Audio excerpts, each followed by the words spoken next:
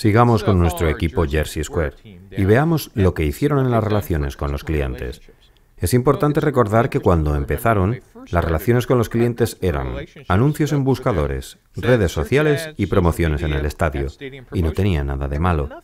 Sin embargo, descubrieron que en realidad solo tenían la parte de captación de clientes, es decir, la parte de las relaciones con los clientes que se refería a captarlo. Pero nosotros queremos que los equipos descubran lo que pueden hacer para conservar a los clientes a largo plazo, y también lo que van a hacer para aumentarlos en los 2 próximos años. Os pedimos que penséis en captar, conservar o afianzar y aumentar. Jersey Square salió de la oficina, hizo esto y lo hizo muy bien.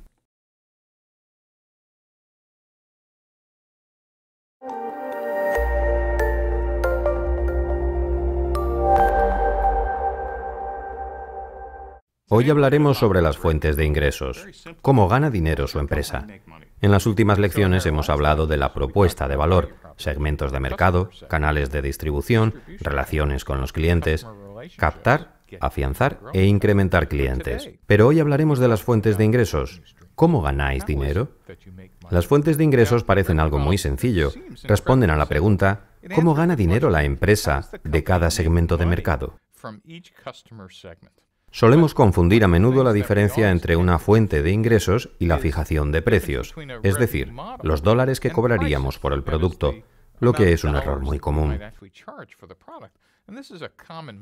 Lo primero que debemos saber es cuál es el valor por el que está pagando el cliente, lo que nos llevará a descubrir cuál es nuestra fuente de ingresos. Esta es nuestra estrategia. Después viene la fijación de precios, es decir, ¿qué táctica usamos? Por tanto, lo que trataremos de averiguar es, primero, nuestra estrategia, es decir, las fuentes de ingresos, y segundo, nuestra táctica, esto es, la fijación de precios. Y juntas hacen referencia a la forma en que una empresa gana dinero de cada segmento de mercado. Esta lección me gusta porque hay una serie de errores comunes que cometen tanto emprendedores novatos como expertos al pensar en los ingresos y la fijación de precios. El primero es dar por sentado que entienden las fuentes de ingresos. Decir, ya lo pillo, las fuentes de ingresos se refieren al precio, al dinero que le cobramos a los clientes. Error. La fijación de precios es una táctica. El segundo error, aun sabiendo que la fijación de precios es una táctica, es fijar el precio de un producto en base a su coste de producción. ¿Y de qué otra forma se podría fijar? Si me cuesta 99 centavos producirlo, cobraré 1,25 dólares, un precio bastante razonable. Luego veremos por qué esto podría ser un error garrafal y podrían perder dinero. Finalmente, el tercer error sería creer que para entrar en el mercado, nuestros precios deben ser inferiores a los de la competencia. Si ellos cobran 5.000, nosotros cobrar 4.000. Nadie va a pagar más de lo que pagan a las empresas ya establecidas. Esta es otra estrategia que nos llevaría a la quiebra. Todo esto depende de lo que acabáis de aprender sobre los clientes, su reacción ante la propuesta de valor y de todo el trabajo que habéis estado haciendo a pie de calle. Todo ello será de gran ayuda cuando reflexionéis sobre los ingresos y la fijación de precios. Ahora hablaremos de cuáles son nuestras fuentes de ingresos y dentro de ellas de cómo fijamos el precio del producto. ¿Y en qué consiste exactamente una fuente de ingresos? Es la estrategia que usa la empresa para obtener dinero de cada segmento de mercado. Por tanto, si tenéis segmentos múltiples, podríais tener múltiples fuentes de ingresos. Pero antes de entrar en detalles, definiremos la fijación de precios como las tácticas para fijar el precio. Esto es, cuánto dinero se cobra a cada uno de los segmentos, o bien si es gratis. Dicho esto, ahora analizaremos las fuentes de ingresos con más detenimiento. Lo primero que debéis saber es qué cantidad están dispuestos a pagar los clientes. ¿Y cómo saberlo? Bueno, el primer día estaréis sentados en clase o en la oficina, haciendo simples suposiciones, diciendo, hipótesis 1, estos son mis clientes. Hipótesis 2, estas son las funcionalidades que les interesan. Hipótesis 3, esto es lo que están dispuestos a pagar. Sin embargo, habréis hablado ya con un sinfín de clientes y sabréis qué es lo que estos valoran, información que usaremos para averiguar cuáles son las fuentes de ingresos y la fijación de precios. También habréis descubierto cómo pagan los productos hoy en día, así como lo que están pagando ya. Es decir, cómo y cuánto pagan. Dicho esto, veremos en general las opciones de fuentes de ingresos en el nivel más alto posible.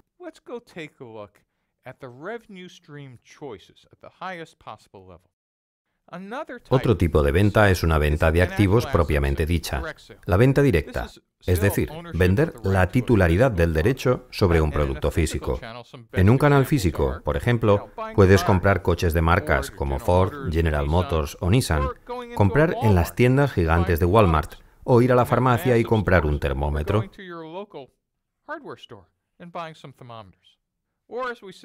O bien podría haber una estrategia de cuota por uso, proporcional al uso del servicio. Algunos ejemplos son las compañías telefónicas, que cobran de acuerdo al uso del móvil, ya sea voz o datos, pagando una cuota proporcional a los servicios. En caso del desarrollo web, el servicio online de Amazon explica la explosión de la web, puesto que ya no tenemos que comprar hardware, sino pagar por usar su sistema o el tamaño de la base de datos. En FedEx, ahora se paga por cada sobre o paquete que se envía. Un último ejemplo, la energía eléctrica que se suele medir con un contador y pagar según el consumo. Con las empresas de energía solar, esto cambia, y mientras que la energía es gratuita, su modelo de negocio se basa directamente en la venta de paneles. Con las cuotas por suscripción, en lugar de pagar por el uso, se paga una tarifa plana al mes por el acceso continuo al servicio.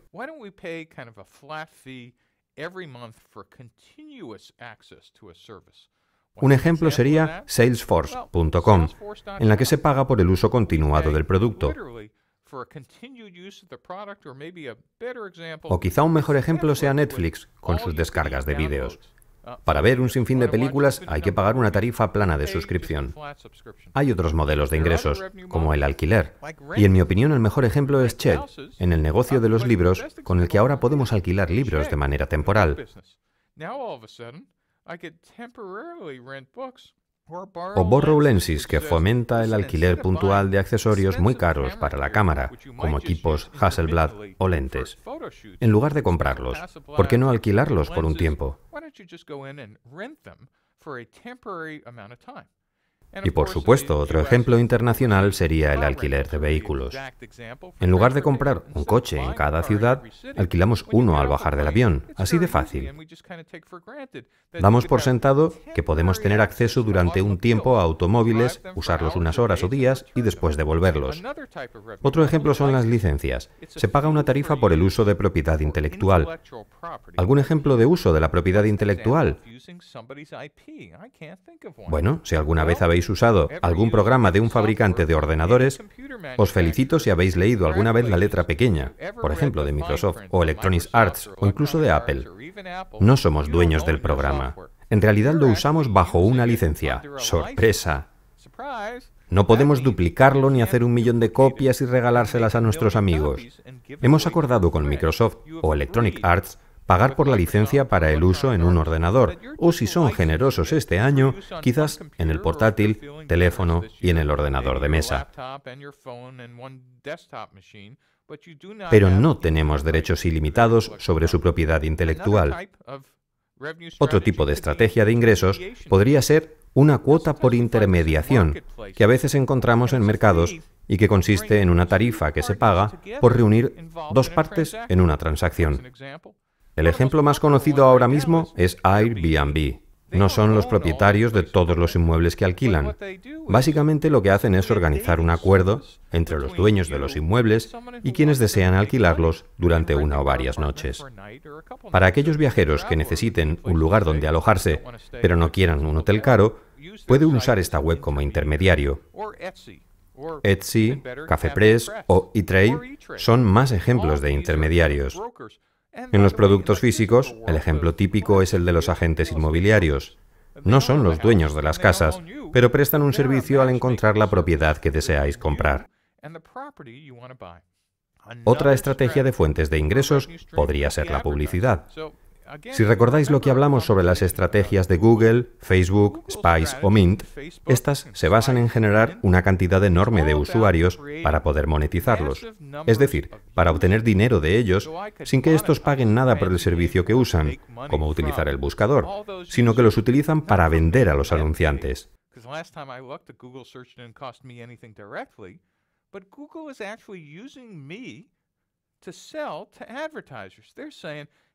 Google dice, hey, si queréis ver a gente como Steve, lo único que tenéis que hacer es pagarnos por acceder a estos grupos de personas. Además, podemos segmentarlos por palabras y campos de interés. En resumen, las fuentes de ingresos se podrían considerar un grupo de posibles estrategias, y dentro de ellas podríamos encontrar diferentes estrategias de fijación de precios. Lo repetiré. Hemos hablado de las fuentes de ingresos, pero si lo pensáis, no de cuánto cobrar.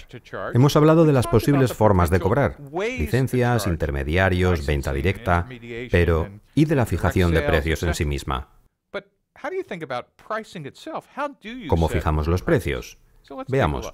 La fijación de precios viene a ser una táctica. Lo primero es averiguar qué fuente de ingresos vais a usar para el segmento de mercado. Existen dos clases de precio. Por un lado, tenemos los precios fijos, que como su nombre indica, son fijos, no hay regateo. A la hora de fijar el precio fijo, ¿cómo lo hacemos? Partiremos del valor que nos cuesta producir el producto y le agregaremos el margen de beneficio fijo, lo que yo crea que debería tener de beneficios.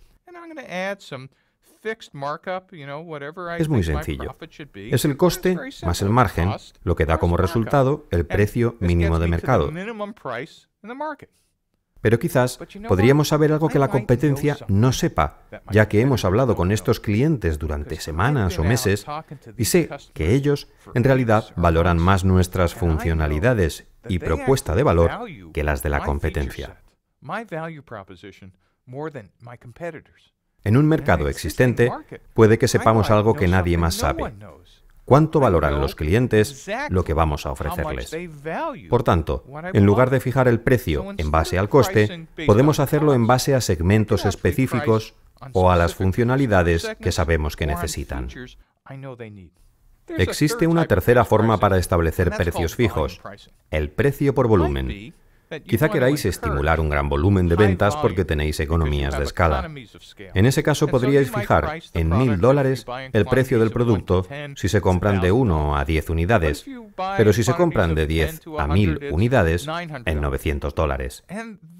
Por tanto, podéis seguir incrementando el descuento, y si se compran cientos o miles o incluso millones, en lugar de $1.000, les cobraremos 99. ¿Sabéis quién hace esto? Intel y los fabricantes de semiconductores. Quieren estimular volúmenes altos de compra y para ello han escalonado los precios. Por tanto, el coste más el margen, la fijación de precios y el precio por volumen son ejemplos de tácticas de fijación de precios. Hay otra forma de fijar los precios. La fijación de precios dinámicos, que como su nombre indica, cambian. ¿Cómo podemos tener precios que cambien? Pensábamos que los precios se anotaban en un papel y nunca cambiaban. Si lo habéis pensado alguna vez, los precios que se negocian, sí, se pueden escribir en un papel, pero eso solo es el principio. Los precios negociados son precios dinámicos. En las aerolíneas encontramos un tipo de fijación de precios dinámicos llamado gestión de rendimiento. Una vez que el avión despega, ya no se pueden vender esos asientos. Por tanto, un mes antes del vuelo, el precio de los asientos podría ser de $500. Una semana antes, subir a 600. Y una hora antes, bajar a $99, ya que el avión sale. Y si tiene asientos vacíos, no se percibirá ningún ingreso. Por tanto, la gestión de rendimiento, basada en la experiencia o el tiempo, es muy interesante. Hay programas de software o sectores como las aerolíneas y el alquiler de vehículos que ofrecen servicios perecederos y son muy buenos en ello. Otro tipo de fijación de precios dinámicos son los mercados en tiempo real, como por ejemplo el mercado bursátil y las subastas, como las de eBay. Repito, existen dos modelos de fijación de precios, fijos y dinámicos. ¿Cómo sabéis cuál usar? Debéis salir a hablar con los clientes. ¿Cómo compran actualmente? ¿Cuáles son las fuentes de ingresos asociadas a esas tácticas de fijación de precios? Debéis pensar continuamente cuál es la fuente de ingresos apropiada para cada segmento. Y dentro de esta, cuál es el modelo de fijación de precios adecuado, fijo o dinámico, y cuál vais a elegir. Recordemos algunos de los errores comunes en cuanto a las tácticas. Por ejemplo, fijar el precio en función del coste el primer día, como hacen muchas startups. Sabemos cuánto nos cuesta elaborar el producto. Solo tenemos que añadir el margen de beneficio, que es un beneficio, y ya tenemos el precio. No parece tan difícil. Bien, esta forma de fijar los precios no es estratégica. Podéis plantaros aquí, pero hay más opciones. No debéis pensar únicamente en la economía interna de la empresa, sino en la información que tenéis del cliente. Sí, fijar los precios en función del coste puede ser el punto de partida, pero estamos perdiendo la oportunidad de ganar mucho dinero. Una alternativa sería la fijación de precios según el valor. ¿Sabéis lo que piensa vuestro segmento de mercado acerca del valor de vuestra propuesta de valor? ¿Se trata de tiempo que ahorran? ¿Mayor eficiencia? Acordaos sobre los problemas y beneficios para este segmento. ¿Qué es lo que valoran? ¿Por qué les estáis ahorrando un montón de dinero? Los clientes no tienen por qué querer pagar un precio que no se base en el coste, pero los directivos de startups y marketing inteligentes pueden convencerles de que en lugar de pagar en función del coste, en realidad deberían pensar en que su empresa es única y que les proporciona el máximo valor, y no exclusivamente el producto más barato. Otro aspecto que influye en la fijación de precios y que debe tenerse en cuenta es el siguiente. En un mercado existente, acordaos que existen mercados existentes, resegmentados, nuevos mercados o mercados clon. ¿Debemos tener en cuenta a la competencia? ¿Hay monopolio, duopolio, oligopolio? Es decir, ¿hay jugadores dominantes que marquen la pauta de la fijación de precios en nuestros mercados? En este caso debemos saber qué producto ofrece la competencia, cuáles son los costes y precios, qué precio hará que se sientan peor, y sobre todo, ¿podemos usar estrategias como vender a precios inferiores, crear valor a través de la innovación o crear un nuevo nicho de mercado? Todo esto se debe tener en cuenta. Si hay jugadores dominantes en un mercado existente, podríais utilizar la fijación de precios como una estrategia, no como una reacción. Algo que quiero resaltar, ya que lo hemos mencionado, es la diferencia entre los mercados unilaterales y los multilaterales. En los mercados unilaterales, el cliente es tanto usuario como pagador. No hay usuarios ni pagadores aparte. Y eso sois vosotros. ¡Felicidades! Sois los clientes y vais a pagar por el producto. Sin embargo, en los mercados multilaterales puede haber usuarios, pero también otras personas, que serían los pagadores. El ejemplo que seguimos usando es Google, porque todo el mundo, en algún momento, ha sido usuario de Google.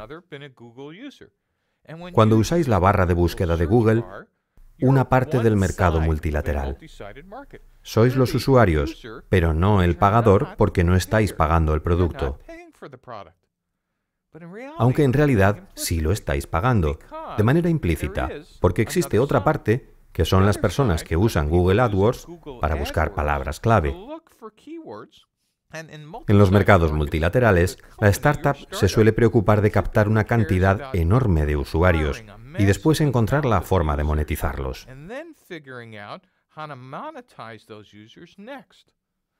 Google pasó de millones a decenas de millones de usuarios, y el empleo de las palabras clave vino después. Dependiendo de sus inversores, esta podría ser vuestra estrategia. Yo suelo preferir buscar a los pagadores lo antes posible, pero bueno, eso es algo que quizá queráis consultar a vuestros inversores. ¿Captamos primero a muchos usuarios y ya después vendrán los ingresos? ¿O queremos buscar las dos partes del mercado al mismo tiempo? En el caso de un canal físico, mi consejo es que consideréis los usuarios y los pagadores al mismo tiempo. Si vuestro negocio se basa en la publicidad, algunas de las tácticas son cómo llegar a 10 millones de usuarios al mes, cómo convertirse en uno de los 5 sitios web más populares y cuánto pagan en realidad los pagadores. Si esperáis 2 años para averiguarlo, quizá hayáis captado 10 millones de usuarios equivocados. Por tanto, vuestra labor no consiste exclusivamente en hablar con los usuarios en un mercado multilateral, sino salir a la calle y hablar también con los pagadores, porque tenéis una hipótesis importante, que es: ¿cuánto pagarán estos pagadores por los usuarios que creéis estar captando? ¿Sabéis qué? Si os equivocáis, el momento de darse cuenta es ahora, no dentro de 2 años. No pasa nada por equivocarse, porque las startups se basan en hipótesis, y es muy fácil caer en la trampa y emocionarse diciendo: si captamos todos estos usuarios, seguro nos pagarán mucho dinero.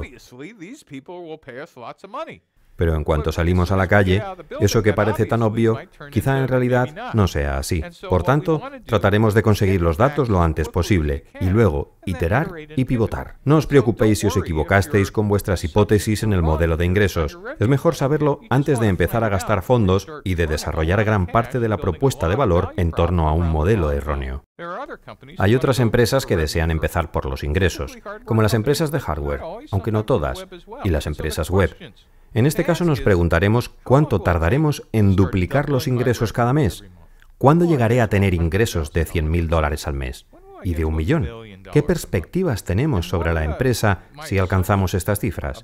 ¿Qué cambios debe haber para llegar a este punto? ¿Cuándo llegaremos a los $100.000? ¿Qué tiene que pasar en los otros elementos del modelo de negocio?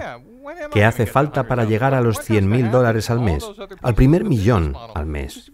Después de haber trabajado profundamente la propuesta de valor, los segmentos de mercado, su captación y activación y el canal de distribución, alcanzar esas cifras es una sensación increíble para una startup. Lo último que me gustaría mencionar, y que en realidad corresponde a esta lección, es el efecto que tiene el tipo de mercado en los ingresos. Esto es muy interesante. ¿Habéis oído hablar de algo llamado la L invertida? Se trata de un tipo de curva con la forma del dibujo.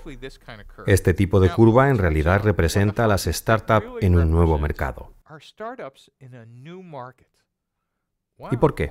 Si lo pensáis, en un nuevo mercado, el primer año no se tiene clientes, con lo cual los ingresos son prácticamente planos. El segundo año puede seguir siéndolo, al igual que el tercer año. Sin embargo, el cuarto, algo del mercado cambia. Puede haber un punto de inflexión a partir del cual la curva se vuelva exponencial y las ventas se disparen. ¿Y qué ha sucedido?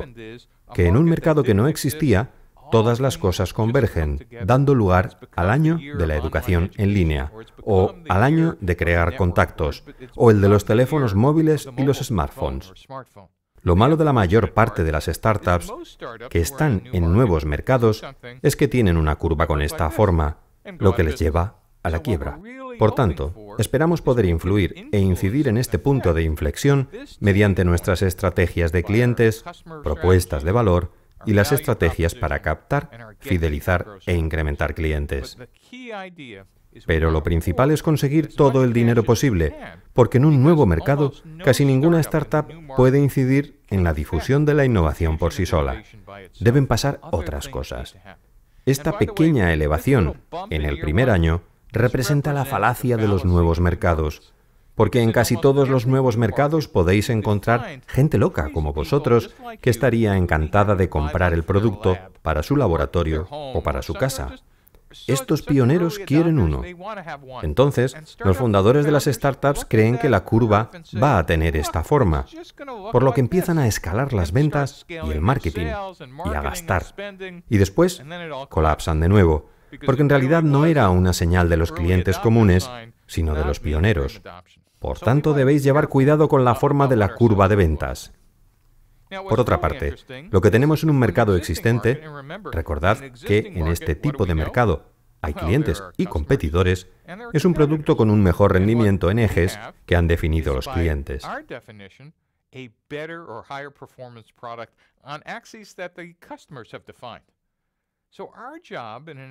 Nuestra labor en un mercado existente consiste en ir ganando participación en el mercado a las empresas ya establecidas. Sería nuestra curva de ventas la que veis ahora, una curva que gana participación.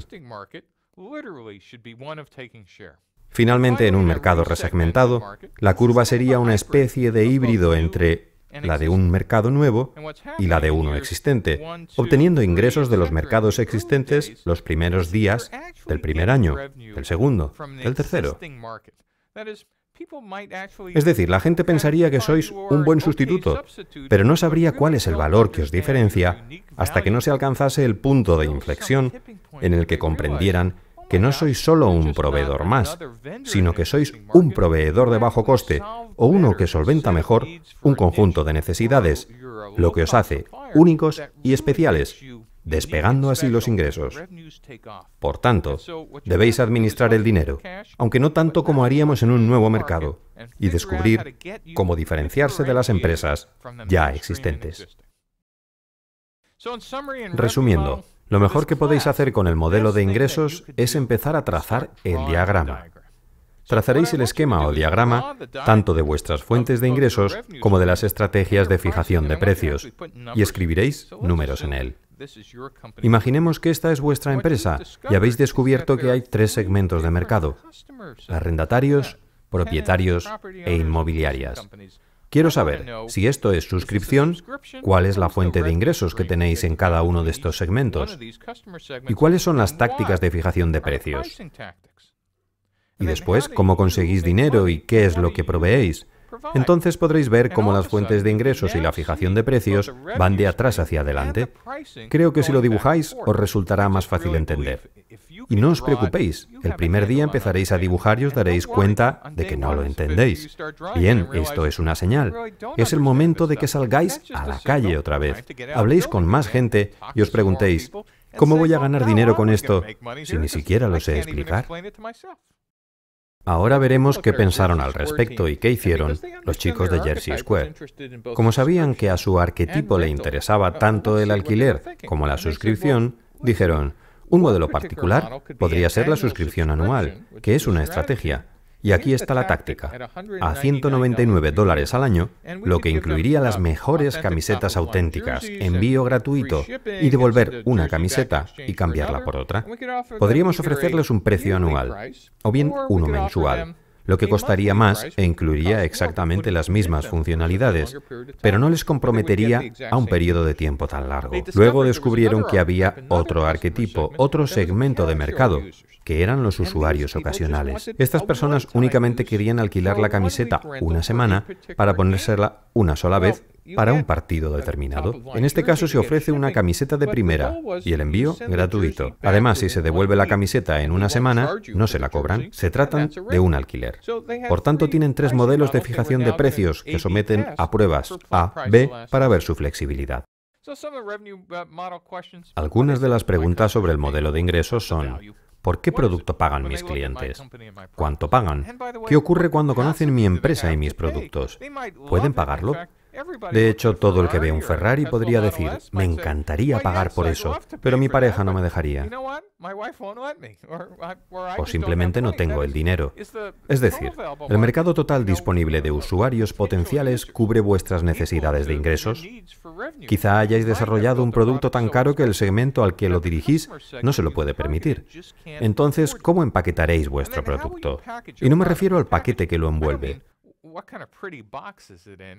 Otro error que cometen las startups, especialmente las startups de ingeniería, es incluir todas las funcionalidades posibles en el primer producto, sin pensar que quizás se podría desfragmentar el producto, es decir, separar las partes y ofrecerlas como productos complementarios o adicionales, o productos independientes.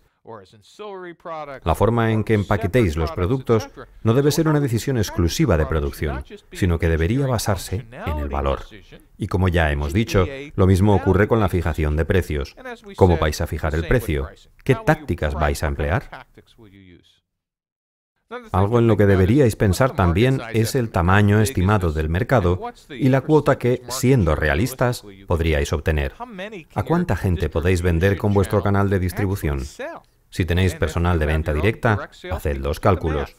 a cuántos clientes pueden llamar y a qué precio. A medida que organicéis esto en una hoja de cálculo, empezaréis a crear la hoja de balance, el estado de ingresos y el estado de flujo de caja, lo que todavía no os hemos pedido que hagáis. Lo dicho hasta ahora se resume básicamente en cómo obtener los datos básicos para organizar un modelo de ingresos que se base en datos reales y no ficticios. Por tanto, pensad, si tenéis una fuerza de ventas directa, ¿cuánto pueden vender en dólares? O si empleáis un canal indirecto, ¿cuánto venden a otros clientes? ¿Cuánto costará tener este canal de distribución? Con suerte, en la última lección empezaréis a pensar en el coste de vuestro canal. ¿Cuántas activaciones de clientes habrá? ¿Cuánto costará atraer a los clientes a mi almacén físico o a mi página web?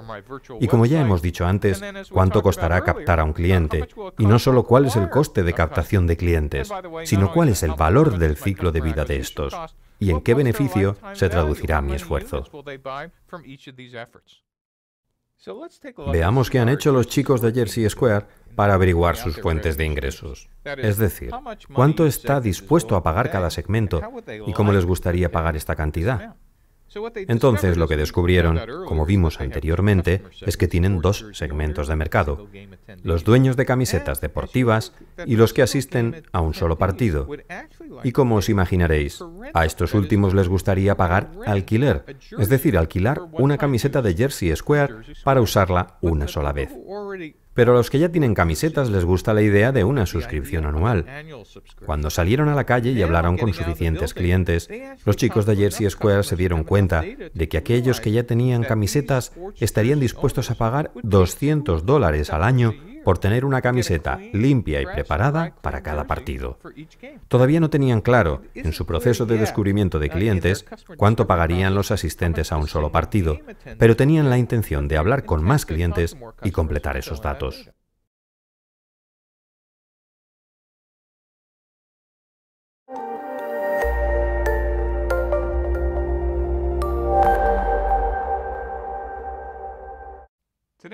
En esta lección hablaremos sobre los socios. ¿Quiénes son vuestros proveedores y socios clave? Ya hemos hablado de las propuestas de valor, los segmentos de mercado, los canales de distribución, las relaciones con los clientes y las fuentes de ingresos. Ahora vamos a hablar sobre nuestros socios. Los socios son otras empresas que os proporcionan recursos. Pueden ser socios o proveedores, pero en cualquier caso son necesarios para que vuestro modelo de negocio funcione. Os pueden proporcionar recursos, actividades y otras cosas que sean fundamentales para que vuestra empresa tenga éxito. Lo que debéis saber es qué tipos de relaciones o asociaciones debéis establecer con ellos. Alianzas estratégicas entre empresas no competidoras, empresas conjuntas, coopetición. ¿Qué vais a hacer vosotros? ¿Qué van a hacer ellos? Por tanto, en esta lección vamos a explicar las diferencias, las dificultades y los logros en cada una de ellas. ¿Qué define a un socio? Esto tiene que ser una vía en dos sentidos. Un sentido sería la economía compartida. Tanto vosotros como vuestros socios debéis obtener algo de la asociación. Por tanto, debéis conocer las ventajas que tiene para vuestros socios. Un error típico de las startups es que sabéis por qué los necesitáis, pero no por qué ellos os necesitan a vosotros. Os necesitan no solo para que su empresa funcione, sino porque sin vosotros su empresa podría fracasar. Un socio también podría adaptar la forma de desarrollo o invención conjuntos, o podrían tener clientes en común. Conviene recordar que toda la bibliografía que habla sobre asociaciones se refiere a asociaciones entre empresas del mismo tamaño.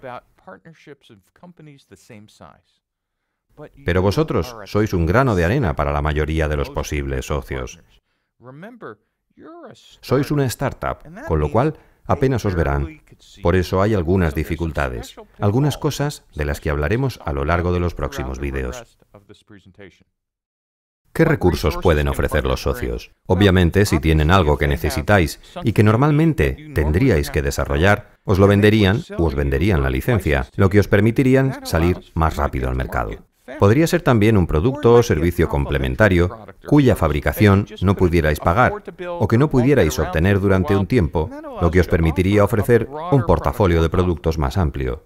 Sí, también podríais desarrollarlo, pero ¿por qué gastaros el dinero en hacer algo en lo que ellos están especializados? Sería más fácil comprar el producto en el que ellos se han especializado, integrarlo en el vuestro y así os podréis centrar en vuestro negocio. Para las startups, diferenciar entre qué vamos a focalizar y qué se necesita en cuanto a actividades, recursos y proveedores es una estrategia real.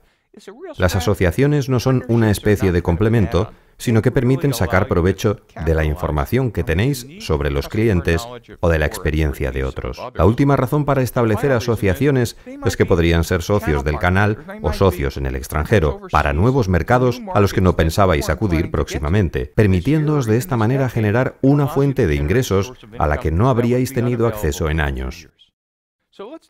Veamos ahora los tipos de socios. Dos de los conceptos más interesantes son las alianzas estratégicas y la idea del producto completo. Es imposible que el primer día vuestra startup pueda brindarle a los clientes convencionales una solución completa. No tenéis tiempo, ni dinero, ni recursos suficientes para cumplir con cada una de las cosas que una de las 1000 empresas más grandes, según la revista Fortune, quiera que les proveáis. Por tanto, la idea es usar las alianzas estratégicas para complementar vuestro principal producto con otros productos o servicios. Puede ser formación, instalación, servicio, es decir, rodear vuestro producto de otros recursos para ofrecerlo al cliente convencional. Por ejemplo, en 1996, Starbucks se asoció con Pepsi para embotellar, distribuir y vender Frappuccino, lo cual les dio acceso al enorme canal de distribución de Pepsi. Ahora, una advertencia.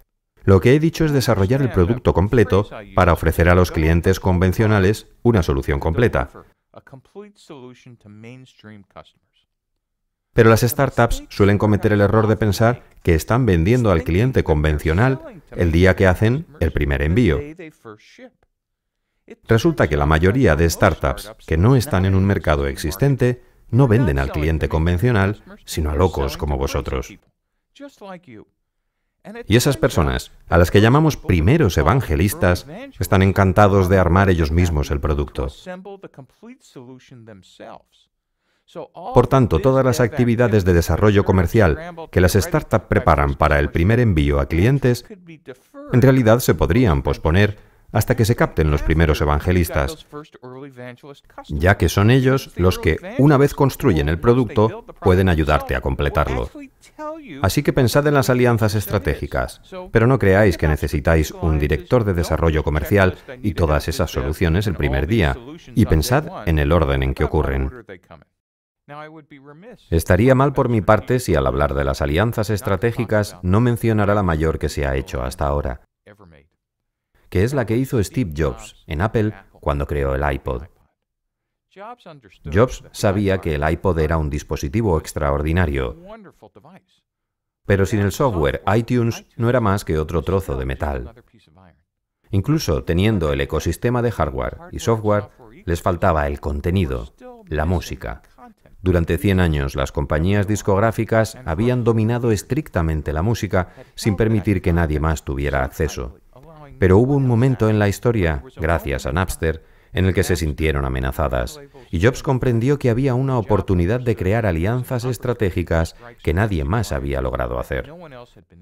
De hecho, el resto es historia.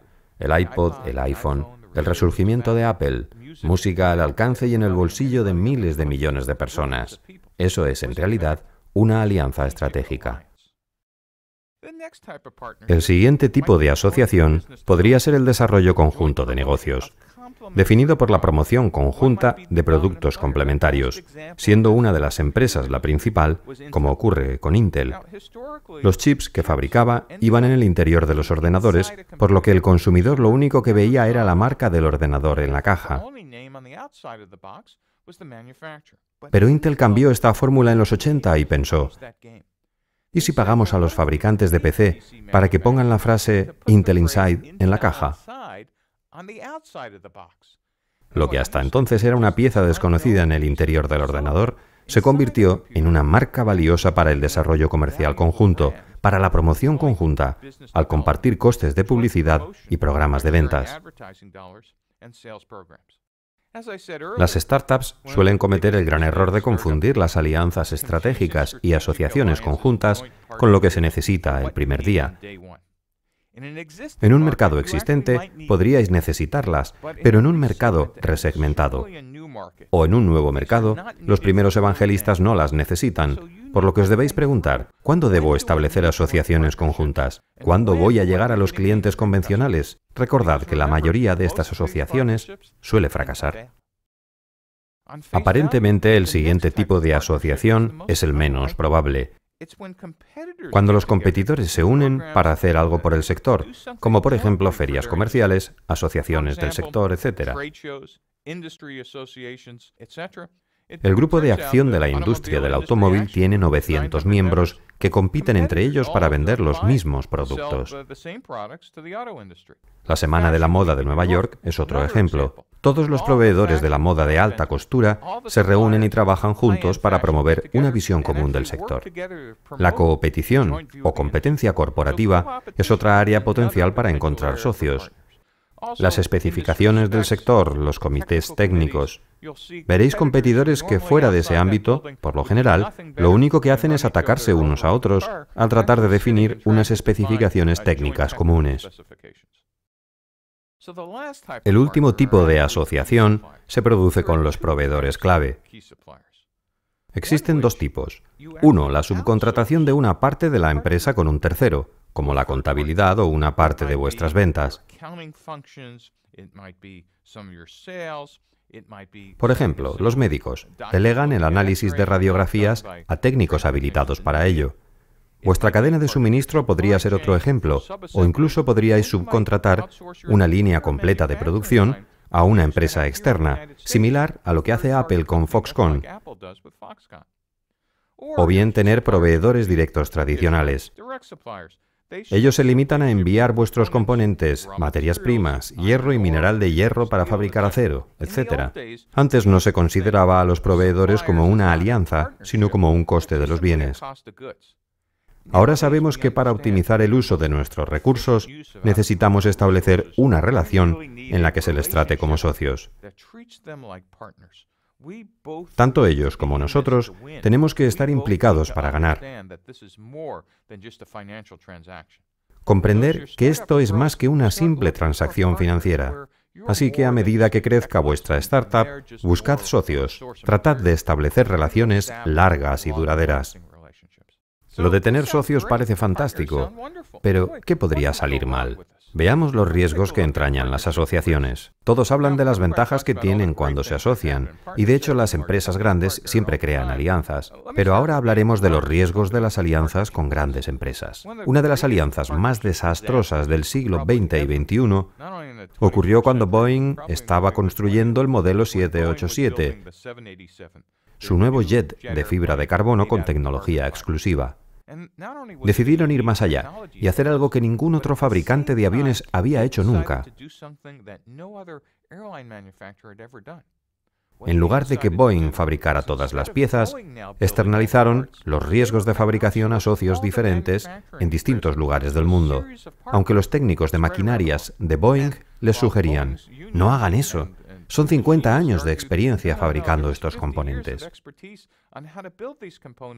Pero Boeing, a raíz de otras presiones financieras y del sindicato, pensó que sería una estrategia mucho más inteligente fabricar el fuselaje central en Italia, los estabilizadores en otro lugar, el fuselaje delantero en otro diferente,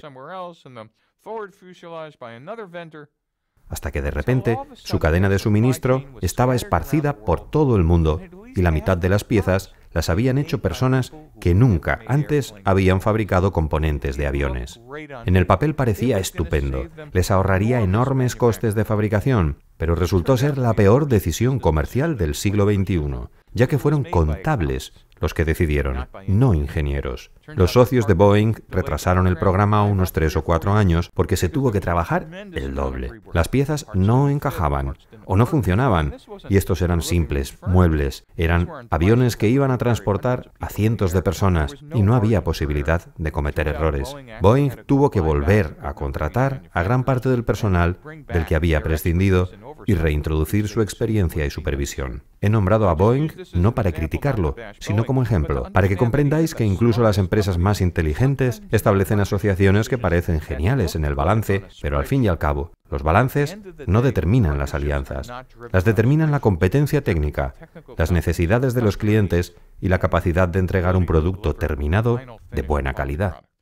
Ahora pensemos en los riesgos de la gestión de alianzas. El más grave es lo que yo llamo incompatibilidad de impedancias, es decir, una startup apenas aparece en el radar de las grandes empresas. De hecho, todo el personal de vuestra empresa probablemente sea menor que el personal administrativo del presidente de alguna de estas empresas. Otro riesgo. El cronograma más prolongado de vuestros socios se convierte en vuestro elemento más prolongado. ¿Y esto qué quiere decir? Lo he visto muchas veces. Las grandes empresas dicen, decidiremos eso en la reunión de planificación. Entonces vosotros preguntáis, ¿y cuándo es la reunión de planificación? Ah, esta reunión es trimestral. 90 días es mucho para una startup, ya que éstas toman decisiones en 1 hora y media. Y de repente, su cronograma más prolongado para la reunión de planificación y toma de decisiones se convierte en vuestro elemento más prolongado. Y si trabajáis a un ritmo intenso, como buena startup, vuestros socios os están retrasando. El tercer aspecto es que cuando usáis alianzas estratégicas o empresas conjuntas, no está claro a quién le corresponde el cliente. Y de hecho, si estuviera fijado, las grandes empresas dirían, tenemos a 1000 trabajadores, no os preocupéis, ya nos encargaremos nosotros. Vuestro producto para esas miles de personas podría ser un pequeño asterisco en la página 49 de su lista de precio de venta. Cuando creéis empresas conjuntas, aseguraos de quién tiene la visión, porque los productos creados por consenso quizá sean lo peor para una startup, ya que los objetivos suelen ser distintos.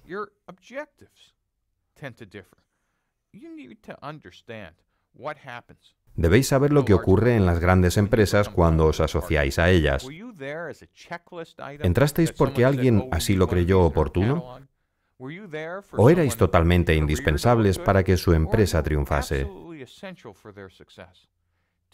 No debéis confundir que una empresa de gran nombre se interese por vosotros con un posible evento de liquidez.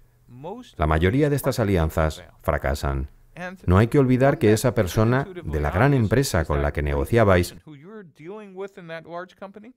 puede que al cabo de 15 meses ya no esté en el cargo, porque si su trabajo va bien, le ascenderán o le pasarán a otro cargo, departamento o ciudad. Entonces, esa persona que se interesa tanto por vuestra alianza ya no está. Por tanto, si no hay una lógica que lo sustente, si no hay algún beneficio real para ellos, un cambio en las asociaciones, estrategias o en el personal puede hacer quebrar vuestra empresa y ellos ni siquiera notarían la diferencia. Solo erais un juego a corto plazo para quien quiera que estuviera en el cargo y por muy importante que fuera para vosotros, si no lo es para ellos, el trato termina, aunque haya un acuerdo. Otro tema muy importante para las startups es el de la propiedad intelectual. No tanto para las de Estados Unidos, pero sí es muy importante, por ejemplo, al negociar con China. La legislación en cuanto a propiedad intelectual, patentes o comercio no es la misma en los Estados Unidos que en China, Rusia, India u otros países en vías de desarrollo. Por lo que debéis llevar cuidado en este tipo de temas, ya que no se debe actuar de la misma manera. El último elemento. Es difícil poner fin a estos acuerdos. Pudo parecer una buena idea cuando vuestra startup estaba en apuros, pero meses después, cuando os llueven los ingresos, os dais cuenta de que les habéis dado a estas grandes empresas conjuntas o alianzas estratégicas, recursos u otras cosas que nunca hubierais dado 2 años después. Por tanto, pensemos detenidamente, ¿qué va a pasar en 2 años? Una de las mejores cosas que le podría pasar a una startup es que una gran empresa dijera, queremos invertir, hacer algo con vosotros. No queremos ser solo un proveedor o una empresa conjunta. Queremos invertir dinero en vuestra compañía. Y siempre veo emprendedores que exclaman contentos, la persona X quiere invertir en nuestra empresa. ¡Qué gran idea! Claro que es una gran idea, pero os debéis remangar la camisa y considerad detenidamente. ¿qué ventajas tiene para vosotros y para ellos? Obviamente, si tenéis una empresa de base tecnológica, lo primero que querrán es tener acceso a vuestra tecnología. ¡Felicidades! Pero su objetivo no es hacer de vosotros una gran empresa, sino que la suya crezca. Debéis saber qué clase de trato están buscando. Por ejemplo, la cláusula de nación más favorecida, es decir, guardarse el derecho de tener siempre el mejor acuerdo frente a terceros. O, por ejemplo, un acuerdo de exclusividad durante un año. Todo esto suena genial desde el punto de vista del inversor, pero ¿qué hacen por mí en cuanto a la creación de mi empresa? Y siempre le doy la vuelta a esto, y les digo a las grandes empresas, ¿queréis la exclusividad por un año o la cláusula de nación más favorecida? Parece que en realidad nos queréis comprar gratis, pero mi meta no es ser una subsidiaria pequeña de vuestro departamento de producción, sino crear una empresa del tamaño de la vuestra. Por eso debemos saber qué ventajas hay para ambas partes. Primero, conociendo al promotor de la idea y su motivación. Y tiene que ser alguien administrativo, no solo personal del área de tecnología. Tampoco debéis negociar con el personal de menor rango, porque sus ofertas siempre son un año de exclusividad más todo esto, algo que será magnífico para ellos, por lo que vosotros debéis estar preparados para descartar la primera opción. Si sabéis quién promueve la inversión, le podríais decir, mire, esta propuesta no nos sirve. De hecho, lo que queréis es que vendamos a vuestra competencia, porque es la única manera de que consigamos más recursos para que vosotros tengáis éxito. Podemos considerar de qué manera os podéis beneficiar, pero no podéis decidir que seamos vuestro proveedor exclusivo. Una forma de manejar esto es tratar de conseguir acuerdos de ventas, no de inversión. Es mejor que una empresa nos haga un pedido de $10 millones que entregar una participación en la empresa por la misma cantidad, porque entonces ellos también serían nuestros jefes. Otra forma sería tratar de ofrecer garantías, es decir, la posibilidad de comprar acciones según el éxito en ventas. Aunque el primer año pueda parecer estupendo que el nombre de una gran empresa aparezca junto a la vuestra, con el tiempo esto puede convertirse en una carga, a menos que genere ingresos. Las estrategias para formar alianzas son estupendas, pero no os podéis equiparar a las grandes empresas. Toda la bibliografía que trata de las alianzas rara vez habla de alianzas entre startups y grandes empresas. Son relaciones asimétricas. Los socios que necesitáis al principio para abordar a los primeros evangelistas no son los mismos que necesitaréis 2 años después para dirigiros a los clientes convencionales.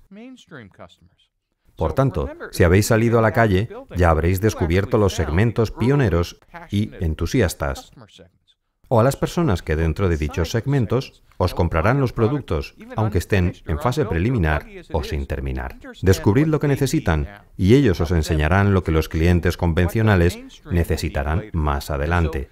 No confundáis las asociaciones con grandes empresas con estrategias para startups. Encontrad a socios que os coloquen en una situación de ventaja y recordad que a los grandes socios no les importáis. Para vosotros son muy importantes. Pero estad alerta y comprended las ventajas que tiene la alianza para crear vuestra empresa, para que algún día sea mayor que la suya. Otra de las ventajas que tiene hablar con socios es que es parecido a salir con alguien. Cuando habléis con ellos y conozcáis los recursos o actividades que os pueden ofrecer, o la cadena de suministro que pueden desarrollar, pensad que también podrían convertirse algún día en compradores potenciales. Incluso si la relación o el acuerdo entre las dos partes no funciona, comportaos siempre bien, que pueden llegar a interesarse en participar en vuestra startup en el futuro. En este momento puede que no estéis interesados en vender, pero algún día, cuando seáis más grandes, os podrían hacer una oferta que no podáis rechazar y comprar la casa o el coche que tanto deseabais. Entonces recordaréis lo bien que os comportasteis en las negociaciones. Las asociaciones pueden ser estratégicas, divertidas o estresantes, pero sobre todo son una parte fundamental de vuestro modelo de negocio y del lienzo. Salid y hablad con cientos de potenciales socios, y cuando lo hagáis, sabréis cómo aprovecharlo para convertir vuestra startup en una gran empresa.